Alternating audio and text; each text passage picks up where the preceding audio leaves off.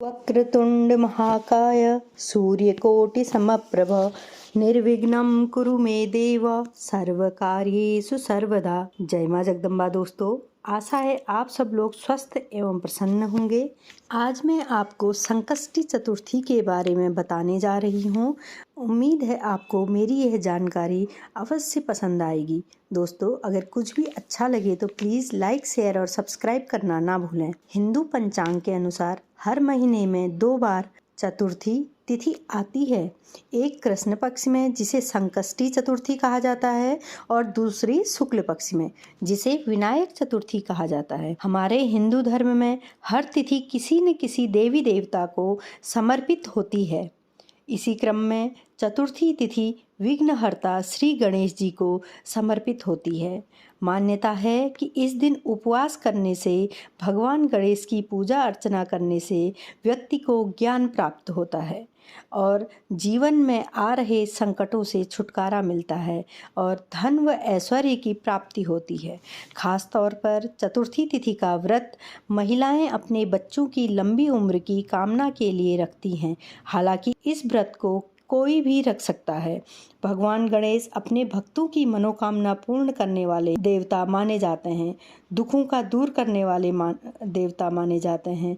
आज मैं आपको आषाढ़ मास कृष्ण पक्ष की संकष्टी चतुर्थी की पूजा विधि बताने जा रही हूँ। संकष्टी चतुर्थी के दिन रात को चंद्र दर्शन कर उपवास खोला जाता है। इस व्रत को करने में हमें कुछ महत्वपूर्ण बातों का ध्यान रखना होता है, जैसे चंद्र दर्शन का समय क्या है, हमें पूजा किस प्रकार से करनी है, व्रत विधि क्या है और सूर्योदय का समय क्या है, सूर्यास्त का समय क्या है तथा हम चंद्रमा की पूजा करते समय किन किन बातों का ध्यान रखें। इस वीडियो में आप इन सभी प्रश्नों का उत्तर जानेंगे और इस व्रत के महत्व को भी जानेंगे। इस बार संकष्टी चतुर्थी का व्रत 7 जून 2023 बुधवार को पड़ रहा है। बुधवार वैसे भी भगवान गणेश जी का प्रिय वार माना जाता है। ऐसे में ये तिथि बहुत शुभ संयोग लेकर आएगी। चतुर्थी तिथि प्रारंभ होगी 6 जून की रात 12:51 से, अर्थात 12 बजे के बाद 7 जून प्रारंभ हो गया से, और चतुर्थी तिथि का समापन होगा 7 जून बुधवार रात 9:51 पर।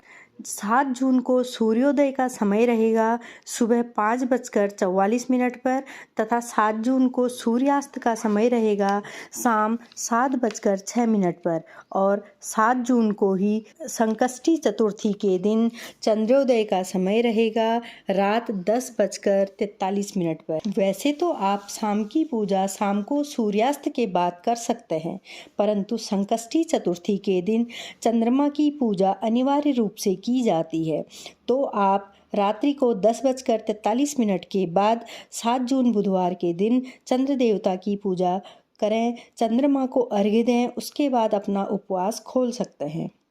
प्रथम पूजनीय भगवान श्री गणेश के व्रत व पूजा से सभी कार्य बिना किसी विघ्न बाधा के संपन्न हो जाते हैं। वैसे तो हर पूजा से पहले गणेश जी की पूजा की जाती है, लेकिन जो भी भक्त सच्चे मन से चतुर्थी का व्रत करता है, भगवान गणेश जी की पूजा करता है, उसके सभी मनोकामनाएं भगवान गणेश जी पूरी करते हैं।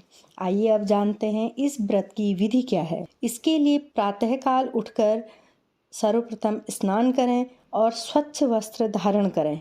पूजा के लिए गणेश जी की प्रतिमा को ईशान कोण में एक चौकी पर पीला या नारंगी रंग का वस्त्र बिछाकर स्थापित करें और स्थापित करने के बाद आप अगर सिर्फ पूजा करना चाहते हैं, कई लोग व्रत नहीं रखते हैं, तो उनको सिर्फ पूजा करके भी आज के दिन गणेश जी का आशीर्वाद प्राप्त होता है। अगर आप सिर्फ पूजा करना चाहें तो सिर्फ पूजा कर सकते हैं, परंतु अगर आप व्रत करना चाहें तो जो आपने गणेश जी की प्रतिमा को स्थापित किया है, उस प्रतिमा के सामने बैठकर आप आज व्रत करने का संकल्प लें। गणेश जी की पूजा के लिए जल, अक्षत, दूर्वा, पान, सुपारी, लड्डू, इलायची और धूप और दीप अर्पित करें। अक्षत और पुष्प लेकर अपनी मनोकामना गणेश जी के सामने कहें। हाथ में आप अक्षत लें, फिर पुष्प लें दाहिने हाथ में आप सिर्फ एक हाथ से पूजा नहीं करते हैं। जब आप दाहिने हाथ में पुष्प और अक्षत लेते हैं तो दाहिने हाथ के नीचे बायां हाथ अवश्य लगाएं। हाथ में आप पुष्प और अक्षत लें, उसके बाद अपनी मनोकामना भगवान गणेश जी के सामने कहें और गंग गणपते नमः मंत्र का जाप करते हुए भगवान गणेश जी को प्रणाम करें। और जो आपने अक्षत और पुष्प अपने हाथ में लिया है उस अक्षत और पुष्प को गणेश जी के चरणों में अर्पण कर दें। फिर संकष्टी चतुर्थी की व्रत की कथा को पढ़ें या सुनें। पढ़ने और सुनने का महत्व बराबर होता है। फिर सबसे अंत में आरती करके अपने उपवास को शाम को चंद्रोदय की पूजा तक जारी रखें। जब आप ये गणेश जी की यहाँ पर पूजा कर रहे हैं उसके बाद आपका उपवास उस समय से प्रारंभ हो जाता है और शाम को चंद्रोदय की पूजा तक आपका उपवास जारी रहता है।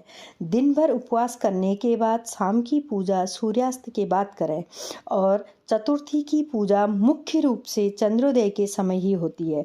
चंद्र देवता की पूजा करने के बाद ही उपवास खोलते हैं।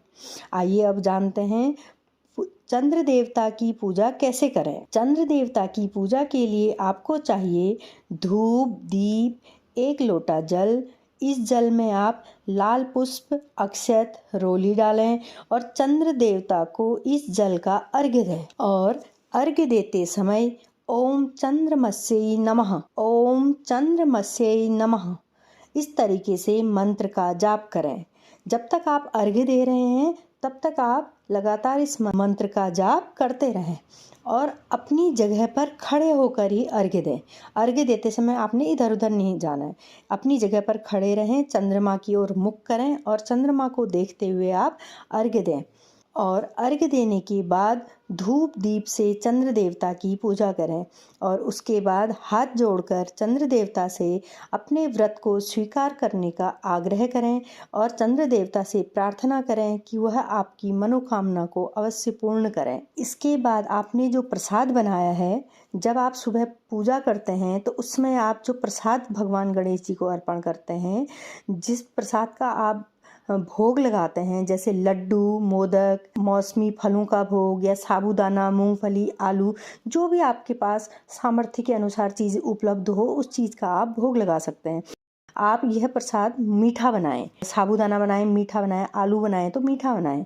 मीठी चीज़ों का ही भोग लगाया जाता है।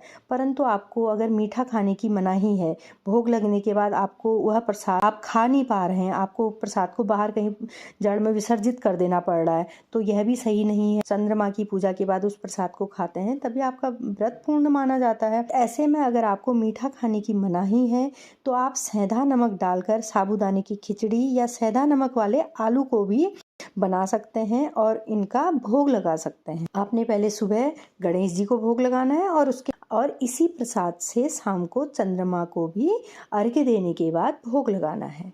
इस प्रकार से आपका व्रत पूर्ण माना जाएगा। भोग लगाने के बाद आप उस प्रसाद को स्वयं भी ग्रहण करें और उसके बाद अपना आप खाना खा लें। आप जो भी व्रत के दिन खाना चाहें, चाहे तो फलाहार करें, चाहे तो आप नॉर्मल सात्विक खाना खा सकते हैं। इस प्रकार से आपका व्रत पूर्ण माना जाएगा। दोस्तों, मेरे चैनल पर आपको चतुर्थी व्रत कथा भी सुनने को मिलेगी। आप इसके लिए लाइक, शेयर और सब्सक्राइब करना ना भूलें। जब आप सब्सक्राइब करते हैं तो तब आप बेल बटन को ज़रूर दबाएं। मैं जो भी वीडियो डालूंगी उसका नोटिफिकेशन सबसे पहले आप तक पहुंच जाएगा तथा आपको भी धर्म कर्म रीति रिवाजों का लाभ मिलेगा। धन्यवाद दोस्तों।